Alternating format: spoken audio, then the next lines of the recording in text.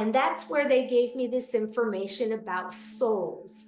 It's about souls and soul progression while we're here on the earth plane. Everybody comes with a predestined soul contract. So when we come into our human bodies, our soul knows on some level what it is we're supposed to do here, who we're supposed to be, right? But what happens as we become human and go along our daily lives, we forget and we kind of get sidetracked. But our soul, the universe, our guides are always trying to bring us back to that purpose. And so what I got from my spirit team were 5 different categories or soul levels that people are in while we're having our human experience. And these soul levels are based on our human attitudes towards our soul progression. So are we going to accept the signs from the universe? Do we understand them? Are we ignoring them? Are we missing them? Are we going to remove obstacles that are in our way? Like how hard are we going to fight to stay on our course, on our destiny, right?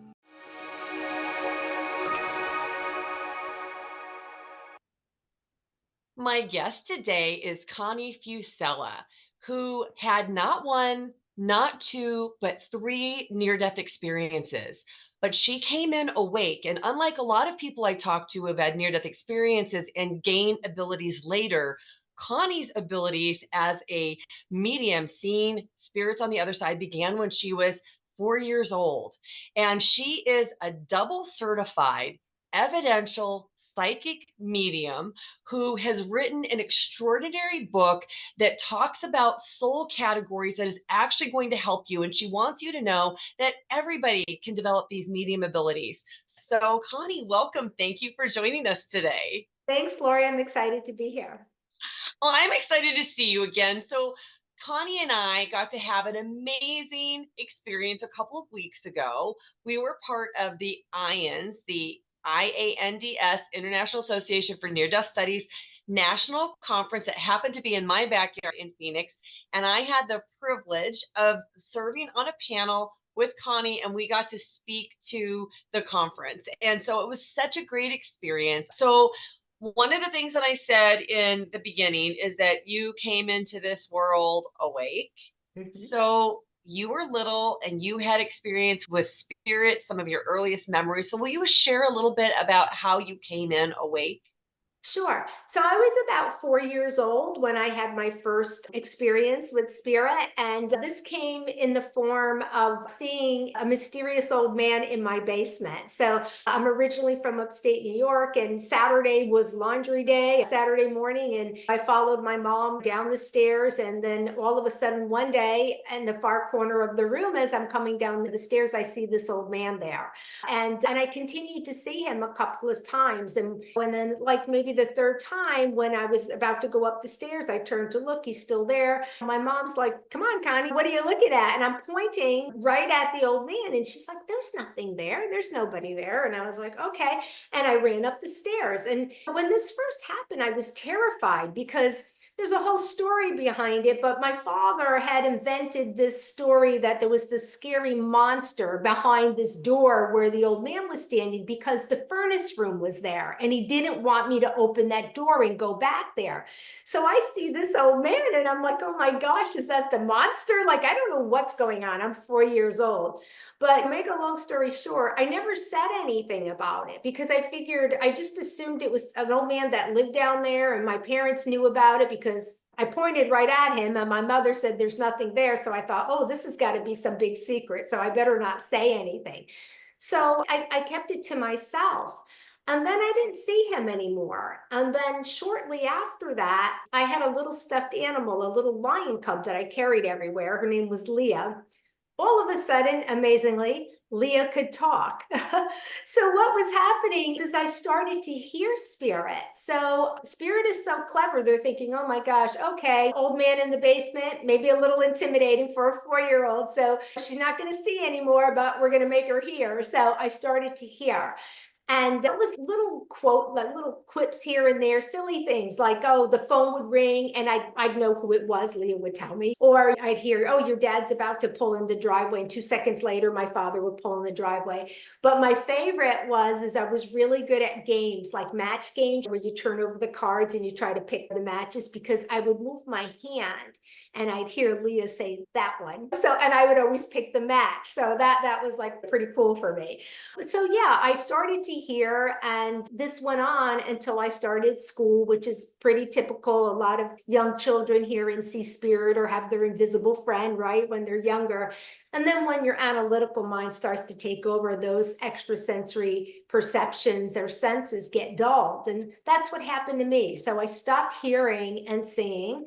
But what happened is another sense started to kick in, and I became very claircognizant or knowing. So I just knew things. And this helped me kind of sail all the way through high school, pretty much as a straight A student. I never studied or brought home a book or anything like that. So I That just is one of my favorite facts about you is that you have such a strong clear cognizance. I also, that's my dominant clear. Mhm. I always say, I just know. I don't know how I know. I just know. It's just this Right. knowingness. But I wish that they'd help me a little bit more, because unlike you, I did have to study really hard and bring books home during school. But I think it's incredible. So let's kind of take a step back a little bit, because we talked about your childhood Right. experiences. And I think that the world is waking up. People are becoming more aware that children may not be imagining or having imaginary Right. friends, that they may be having experiences. And I think that there are a lot of children, probably from our generation on, that were shut down because their parents told Right. them, don't talk about this isn't right, and it made them afraid of it. So Right. what would you say to the parents that are watching who have younger children, where their children are starting to say, there's a man standing over there in the corner? Yeah, I think that's really a good point, and it's true. Even with documentaries and films and books and things that are coming out, and more platforms where there are more wellness and holistic and spiritual teachers and presenters coming out, I think it's important for parents and with kids to really try to understand and make and ask questions. If they see an old man, instead of shutting it down, ask them, well, who is it? Who do you think it is? What are they doing? What do they look like? Entertain the idea that this is real, because it probably is. And I think it's important to foster that and to be open about that. And I think it's becoming more and more common actually than people think. I think so too, because I think a lot of the kids that are coming into these incarnations now are coming in a lot more open, awake, and they have different senses turned on, that I think eventually everybody at some point in time, I don't know if it's 100 years or 500 years from now, will have those clear senses turned on, and we will be communicating in much different ways. So I love that you had all of these abilities, because usually when I talk to people who've had a near death experience, those abilities come after, as almost like an effect that happens, like the fact Right. that their energy is different and they can't wear a wristwatch anymore, or they affect electronics around them, and all of a sudden these abilities are open. So you already came in. So on top of all of this, you have also had near death experience two, Three. three. So, all right, can we start with your first one? Sure. So, as I mentioned, I kind of, before the first near death experience, I was really just kind of claircognizant. But again, I didn't know that I was that, because I didn't come from a family or background. Nobody talked about psychics or mediums. So, I had no idea. I didn't think I was different in any way. So, in my early 20s, I had an allergic reaction to medication, which led to anaphylaxis, and I ended up in the hospital. And the next thing you know, I find myself in this room with no floors or walls, just this white space. And I say I'm sitting on the floor, but really it's just white space, right? But I'm sitting there with my legs crossed, all white, glowing. And then all of a sudden, this illuminated figure starts walking towards me, like probably 6 foot tall, a tall, figure to me. I couldn't make out any features because it was so bright, so intense, the glow coming from it. But it was carrying this big book, and placed it in my lap. And as I looked down at the book, the pages were glowing this light, and then the pages started to flip. And I could see from the time I was born until the present day. So I saw like imagery and people, places in my life, along with the emotions and feelings that came with those events. And so the next day I was recuperated from the allergic reaction, and I went home and I told my mom what happened. I told her I had this cool dream, and I was explaining like some imagery that I had seen. I wasn't even 2 years old. And she verified all the things that I had seen. And she's like, wow, how would you know that? You were just a baby. So that was, I didn't realize at the time, but my first near-death experience was actually in the form of a life review. So that was Which is my first one. incredible because life reviews usually happen to people who have had a lot of life or at Right. least a fair amount. So now, I guess the first question I want to ask about that is that memory of that life review, can you access that right now as Connie at this age and remember how it happened, or is it fuzzier? It's a little fuzzier, but I do remember describing like what I described to my mom and the imagery, but every single thing, I don't remember every single thing as if, but again, I was young, so it was just people, places, events. It was just so fast. It went very fast to me. But the interesting thing about that is after the NDE, I started having sleep paralysis. Have you ever had that?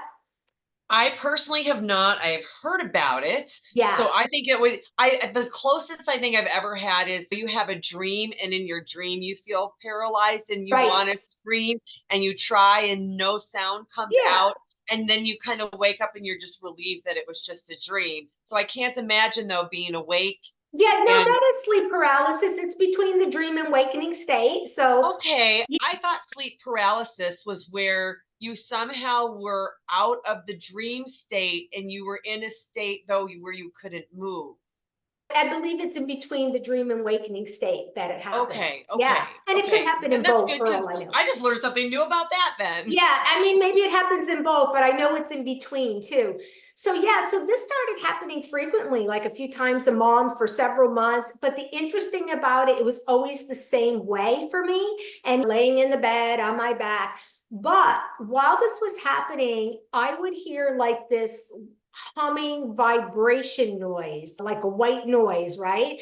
And then I'd see myself come out of my body in spirit form and try to lift myself up, right? Straddling my body over me in spirit form. And I'd hear this voice saying, you need to raise yourself up. You need to raise yourself up. Every time I had the sleep paralysis, it was the same thing.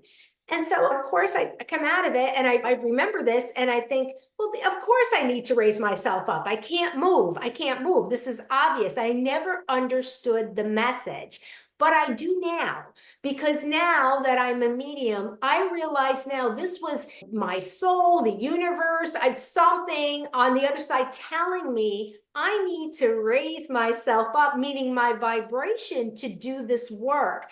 So what's interesting about my three NDEs, where a lot of people have NDEs and they connect with loved ones or they have some profound message about what's to come or the future, stuff like that. All of my NDEs were my own soul or the universe trying to get me back to the way that I came into this world, right? To be a medium. So they were like pushing me. So after the first near death experience, I did not get the message that I need to raise myself up. So a couple years later, another near death experience and another allergic reaction to medication. And this time a little bit more medically intensive, and I'll make it short, but basically what happened is I ended up going into ventricular cardiac arrest. And I remember getting into the hospital, and I saw, myself on the stretcher. And the next thing you know is I'm floating on the ceiling in the ER room watching the medical team work on me. And I could see the doctor grab the defibrillators and come at me, and I could see my body like jumping off like a rag doll on the stretcher. And then the next thing you know, I'm in the tunnel that a lot of people experience. And I would describe this tunnel like an MRI machine. about how it felt to me, small like that, but it was very bright and white. And then I heard that white humming vibration noise again. And as I started to kind of go feet first on my back towards the white light at the end that was glowing, glowing, that humming noise was getting louder and louder and louder. And I remember just feeling so much love and so much joy and so much anticipation as I was, I was just eager to like I know this place. I'm going home, right? I recognize this place. And I just was filled with love. And just as I got to the edge of, I was about to go right to that source, my feet sunk into this like jello, right? And so I call it sinking into the glow. And at that moment, the defibrillators must have worked because they brought me back. And then, of course, I recuperated. The doctors had no medical reason for why this happened to me. After a couple days of further testing, they sent me home. And I didn't find out till about over 10 years later by chance that this was due to an allergic reaction to, well, not necessarily allergic reaction, an adverse reaction to a medication the FDA has since removed off the market because it caused fast heart rhythms leading to fatality. So I was very lucky. You were very lucky. Yeah. Well, I think you've definitely been guided and protected based on everything that we've talked about. Were you able in that third near death experience to ever talk to anybody and share with them what you saw when you came out of your body? Yeah. So after the second one is when I felt the pull to do the metaphysical, and that led me to get those tarot cards. My third NDE happened, and this was the after effects from surgery. Okay. And then the next thing you know, I'm in this place. I'm all these rolling clouds around me. And the next thing you know, the clouds part, and I'm in this green meadow with beautiful flowers, and these little children come running towards me. And they grab my hands on each side, and we start doing like a little song, like a ring around the rosy type of thing. But we were singing this song, and I can tell you, I don't know what the song was. I did not learn it on the earth plane. I don't know what language it was in, but I remember singing this song. And I was so happy and so joyful just with these little children. They were like 4 or 5 years old. And then all of a sudden we're singing, and then the singing stops, and the children kind of move to either side of me, and they're looking in the distance. And as I follow their gaze, I see this man walking towards me. And as he gets closer to me, I recognize him. I was born and raised Catholic, went to Catholic school. To me, he looks like how I would picture or know to be Jesus. And so he comes to me and he says to me, "Do you like it here?" And I was like, "Of course, I love it here." But then I look around and I said, "But where are my children?" Because I had two small boys at the time. And he says, "Well, it's not their time yet." And I'm like, "Oh, okay." So then I continue to sing and dance with the kids, and we're doing a couple little rounds again. And then they stop, and he looks at me. And the thing about him is that this is the key part that I remember was looking into Jesus's eyes. They were like, I would describe them like an ocean, all right? So you're looking at them and it's like they were like brown with gold, and they turned green, then blue, then teal. They were all these different colors. And as he looked at me, it wasn't like how somebody's just looking at you, and he wasn't looking through me, but I knew like he knew the whole of me. Like he knew everything about me. Like I just felt that. And it just was like an amazing feeling the way that his gaze like was on me, and just filled with love, and like he appreciated me, I guess is the way I would put it. It was just, and he asked me again, "Do you like it here?" And I said, "Of course, I love it here." And again, "But where are my children?" And then he said to me, "It's not their time yet, and it's not your time yet either. You have yet to become who you were meant to be." And then I wake up and I remember this, and I'm thinking, who am I supposed to be? Like, what does that mean? And this is the cool dream. Again, I still, at this point, 3 NDEs later, have no idea that I've had near-death experiences because I was not in this space. I didn't know anything about it. I'm just thinking I'm having these cool dreams, right? So it was really incredible. And then, like I said, the invitation came to the psychic fair. And then I started to realize, hey, I'm coming back into the gifts I was born with. And then eventually led me to becoming a medium. That is so incredible. So, at what point, Connie, did you actually know that this really was a near death experience and wasn't a very cool dream?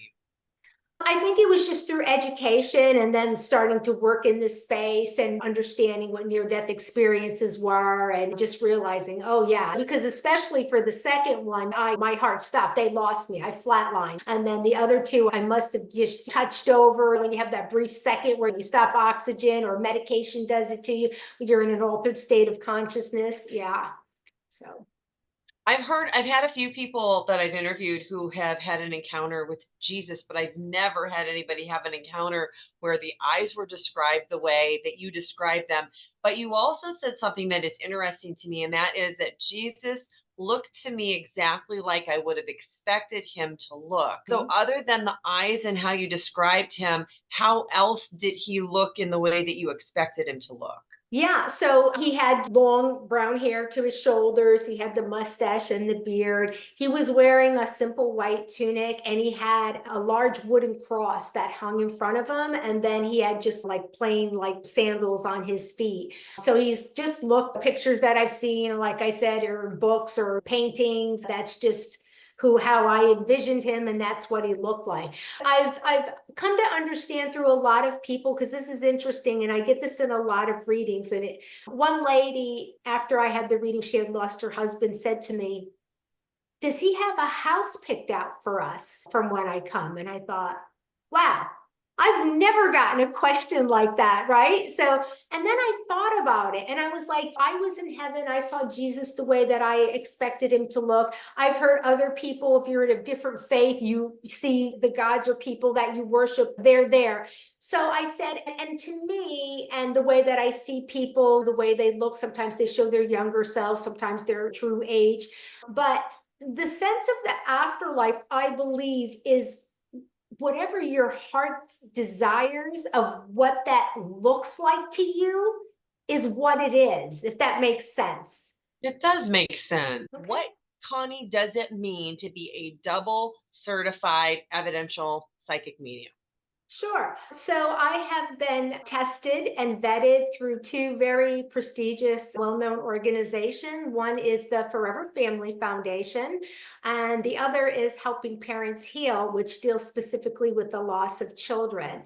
So I had to undergo their testing under controlled circumstances and then scored and vetted and have to meet a very certain high criteria of accuracy, not just on one reading, but on all the test readings across the board to maintain the level of accuracy needed to become certified by these organizations. Which is an amazing accomplishment, because one of the things that I will say is, in having readings done over many different years, different mediums, the one thing that you're always looking for is not feeding the medium, but letting them bring information to you that feels evidential to you. So when we talk about being an evidential medium, what exactly does that mean? Yeah, that's a good question. A lot of people don't know what that means. So, unfortunately, in this type of business or skill set or arena, the few pay the price for the many. So there are a lot of fraudulent psychics, mediums, people claiming they can connect with your loved ones. And what they're basically doing is they're cold reading, they're asking you questions, they're watching your body movements, they may be assessing the way that you look or you're dressed, right?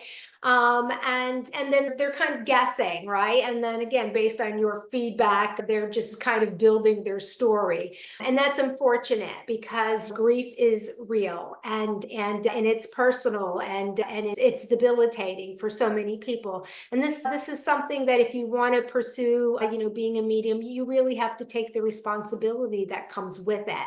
So being an evidential medium means that you have a direct link to the person in spirit, and you are bringing forth information that the person in spirit is providing. And that information is very highly evidential, meaning you may bring forth names that are important. Maybe it's the person's names, maybe it's a name in the family, a month that's important or significant, the month they passed, or an anniversary or a birthday, how they passed, asked, where they lived, what they did for a living. So these are very specific things.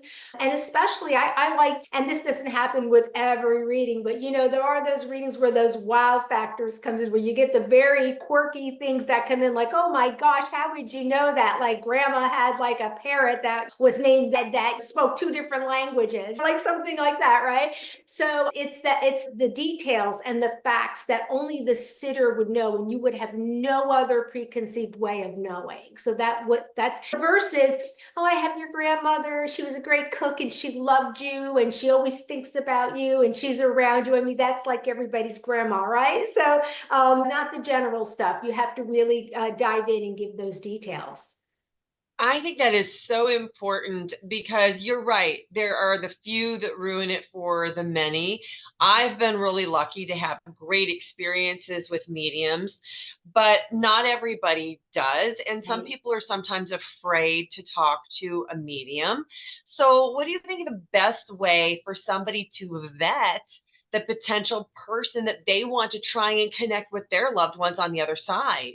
Yeah, I highly would recommend one of the two organizations that I mentioned. They have a list of certified mediums, or you can go to findacertifiedmedium.com, and that's also part Helping Parents Heal actually deals with that website. And so you know that you're getting someone, you could see reviews or just word of mouth. Rely on people that already had readings and ask what their experience was like. But it's really important, because if you are experiencing grief and you end up with someone that's not authentic, it could really have some detrimental serious. And that actually, I've seen that happen. I had this happen actually at a Forever Family grief retreat. And I had a lady that approached me afterwards, and I was doing 3 sessions of like 20 people each time, group readings. And she was in one of my first sessions, and I came to her first, and she had lost a son through suicide. And I brought through the son, I brought through her name. But the first thing that the son said was, I'm so glad that you're here. I want to speak with you. And so when I first said that to the lady, I was like, oh, okay. I'm thinking in my mind, well, that's a little generic. But then he went on to give specific information. Afterwards, the lady approached me and she said, I want you to tell me, as soon as you said that to me, I'm so glad you're here and I want to talk to you. I'm glad I want to talk to you. She said, I almost like lost it, because she said this was her last resort coming to this retreat. She had seen several mediums and they were not able to connect with her son. And they told this poor woman it was because her son didn't want to speak to her. Can you imagine? Okay, like there are lots of things you could make up and you could be like, he's Yeah. doing another job and he's reincarnated already. That's the thing that they picked to say to her. Isn't That's that like awful? that's I terrible. couldn't believe it, but because they weren't authentic and they couldn't connect, because even if you are authentic and for some reason everybody has a bad day, or sometimes the energy isn't right, then a credible medium's going to say, I'm sorry, this isn't working energetically. Can I give you a refund? Can we reschedule? Can we try this again? They're going to do that for you, but never, ever do you ever say that. I mean, because first of all, it's never true. So that's how you know right away that they're not credible, because all of this work is from a place of love. And whether you've had a good, bad, indifferent, estranged, or this person passed before you were born, they always want to talk to you. So Well, that. I'm glad you're bringing that up. Let's talk about something else connected to that thought. And I have heard certain people say that there's an acclimation period and you can't reach so and so because they're in an acclimation period. I've also heard people say things like, oh, they're doing some other job, or oh, they're too busy and they don't have the time. So will you please address those concerns that people might have, or things that they've heard or been told about that? Yeah, so I believe you can connect immediately. That's my belief. And that's Thank happened to you. me with my own father's passing. I connected with him in seconds. I felt him after he passed, okay? But when it comes to actually, so it's a little bit difficult. So yeah, you can connect immediately, but the reason why somebody may not be able to connect with somebody or strongly, again, is all energy related, right? So my personality is, I'm a little, I don't want to use the word aggressive, but I'm like high energy, right? So, and I talk loud and I'm animated and I go on and on. So if this person in spirit maybe is very quiet and reserved and has that personality where I could be very intimidating, then maybe it may not be a good energetic kind of combination, okay? And then maybe they would prefer somebody that's a little more soft-spoken, that's kind of quiet, that goes through slowly. So this is all energy related. That could be a reason why a medium is having a hard time connecting. But again, if they're credible, they're going to admit, I'm having a hard time. It's not a good day. Can we try it later? Can I refund you or recommend another medium that might be a better fit? But that's really the only reason. There's no time period or anything like that. Now, some people in spirit are better at communicating. That's just a fact. Maybe they were better communicators here, right? So I always like to give the example if people have seen the movie Ghost, right? So if you remember how hard it was for Patrick Swayze's character to make Demi Moore aware, move a penny, make things happen on the earth plane. Well, that's physical mediumship, but it's the same principle. He had to lower his energy down to the earth plane to make things happen. And that's how what I do, it's called mental mediumship, right? Where it's consciousness to consciousness, soul to soul communication. Same principle. Your people in spirit have to lower theirs. I have to raise my vibration. And where we meet in the middle is where the communication takes place. So some spirits are just better at it than others. That's just the way it is. Yeah, no, that makes so much sense. So you did mention that the mediumship and connecting to spirits on the other side is something that everybody is capable of doing. So will you speak to that a little bit? Sure. So we're all intuitive. People have that ability, just certain people have it stronger than others. I have learned that I am a natural born medium, right? But you can learn to hone these skills through practice, through meditation, through mediumship training, getting a certain set of tools and exercises and learn how to quiet your mind and make those links and connection to spirit. Now, a lot of this comes up, especially for people that are grieving and they want to know, okay, you can connect to spirit, but I want to be able to connect to my loved ones. And the really important key thing here to remember is why a lot of people get frustrated is because there's still too far in their grief, okay? And as I mentioned previously, to do this work as a medium or anybody else, you have to raise your vibration or raise your energy, right? Because this comes from a place of love. And when you're sad and heartbroken and grief, you're at a low vibration naturally, right?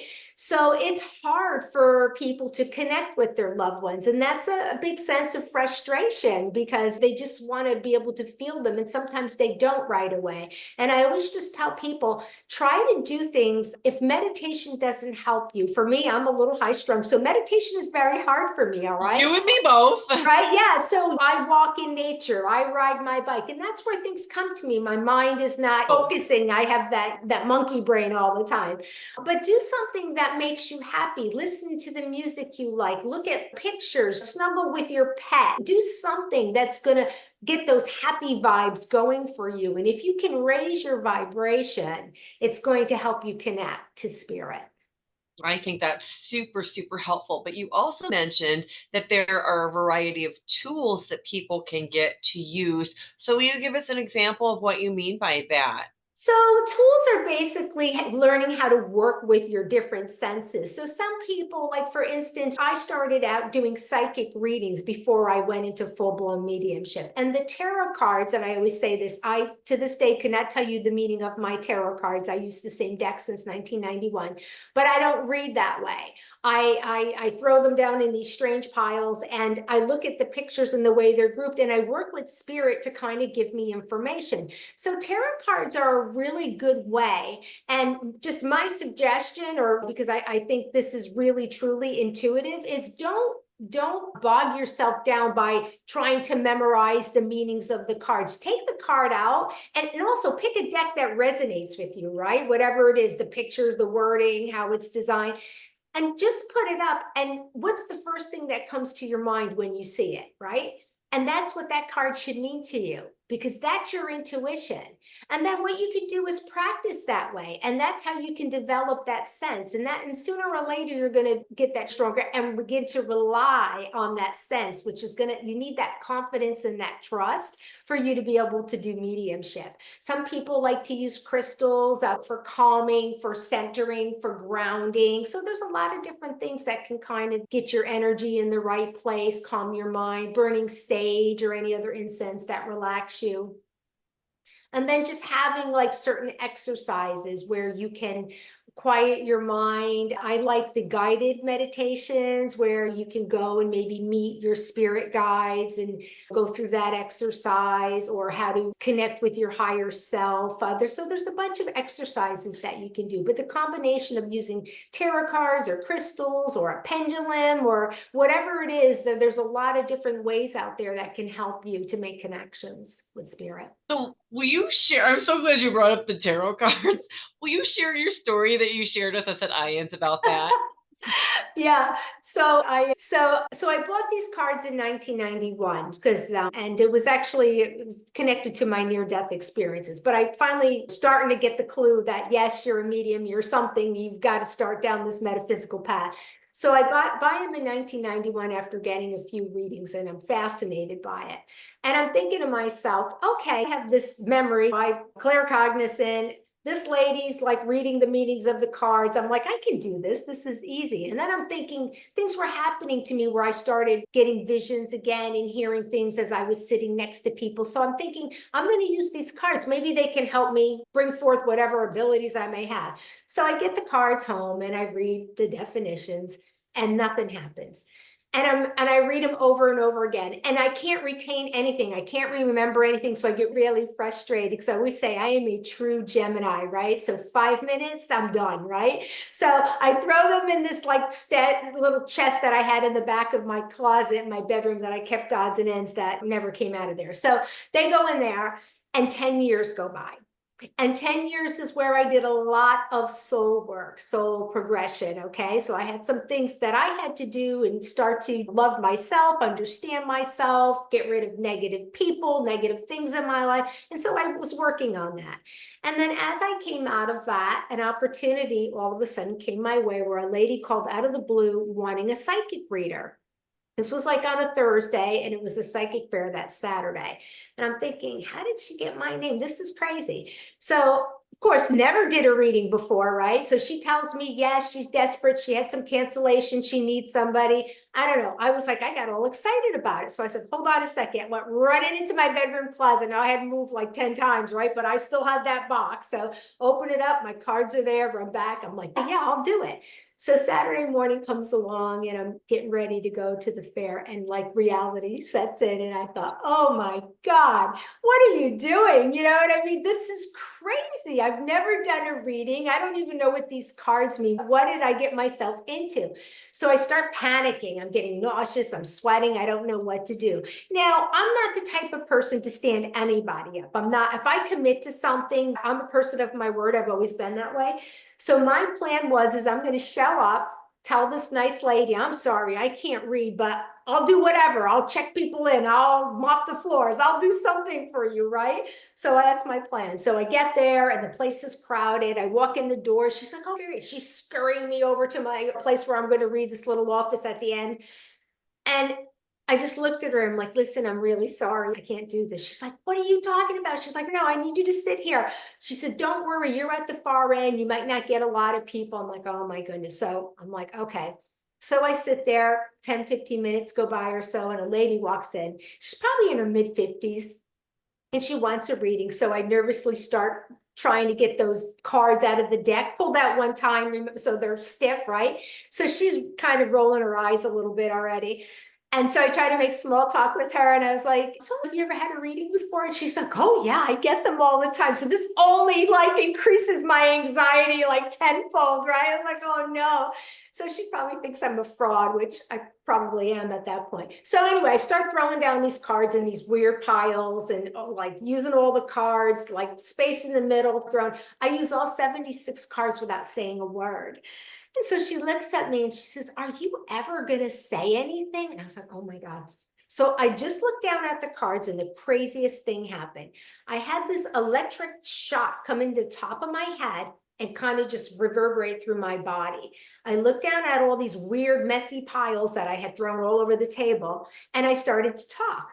And I said to her, "I see like some legal paperwork, communication from a lawyer. This has something to do with somebody passing. There's something to do with like a secret that's been in the family, but the secret became revealed, and this is tied into this legal stuff. And then I see a trip within the next couple weeks to like a foreign country. And then I see this big amount of money, like a windfall of money coming to you." And I was like, "Does any of this make sense to you?"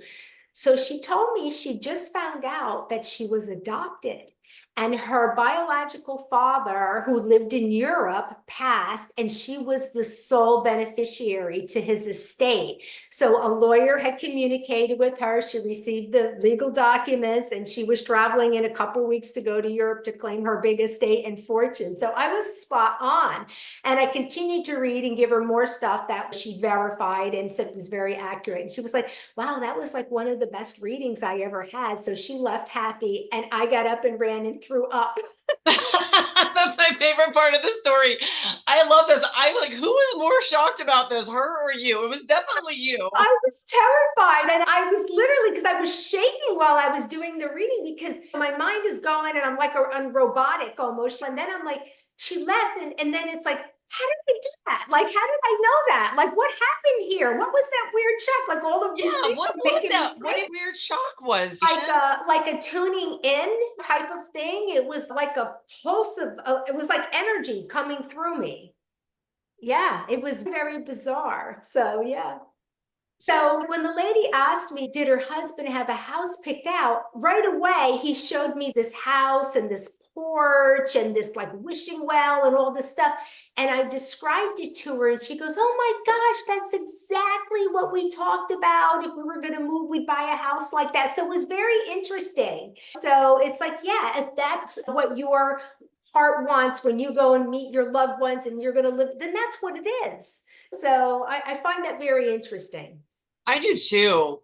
So when you do readings for people now, do you still use the cards or do you just do a straight reading? Well, it depends. If it's a psychic reading, I'll do the cards. If it's a medium reading, then no, just straight. Yeah. Okay. And so how many psychic and medium readings do you think you have done since that time when you did that first one with those tarot cards at that Oh fair? my gosh. Oh, I don't know. I mean, I can tell you now, over the last few years, I probably do about 30 readings a month.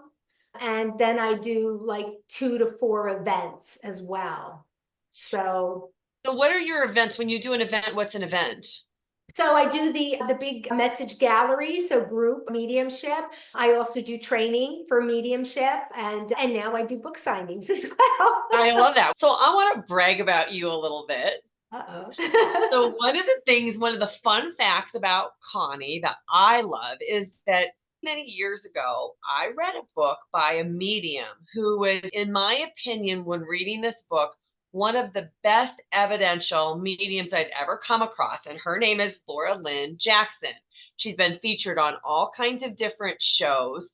And if you go to her website, guess what? You cannot get a reading with her. Do you know why? Because she is so good that she is booked out for years and has regulars, and she doesn't take new people anymore. Laura Lynn Jackson. But yeah, we met in a couple years ago at a Forever Family grief retreat, because she's also one of the certified mediums, and I got to meet her, and she's absolutely as lovely as you think she is. I mean, she really is. And we got to talking, and we're like, "Oh yeah, and mediums do this all the time. Let's exchange readings." So I did some readings for her, she did readings for me, et cetera, et cetera. I'm just giving the audience even more example of the credibility of you, because she was somebody that I greatly admired, and based on everything that I've ever heard about her and how she does and conducts her mediumship, like to be able to want a reading from you says an awful lot, because Well, sometimes mediums have a harder time connecting to their own things because of absolutely. their own emotions, right? Absolutely. And the interesting about it, and I know we're going to talk about this later, but she's actually featured in my book because she was in my reading with her. She foresaw my book and didn't even know Oh, how I was, cool. yeah, she didn't even know I was writing my book. And she saw that I was going to get a download from Spirit while I was on a ship. And she didn't know I was actually booked on a cruise 2 weeks after that reading. And sure enough, on that cruise is when I got the download for my book. So, yeah, so she's amazing. So, That is absolutely incredible. I love that you shared that. Well, we're going to talk about your book in a second, but before we do, I want to ask you, what is the biggest thing? So you've done all these readings, I mean, probably thousands of readings yes. over all this time that you've been doing this. What do you think are the biggest messages that our loved ones in spirit want us to know here in this physical incarnation?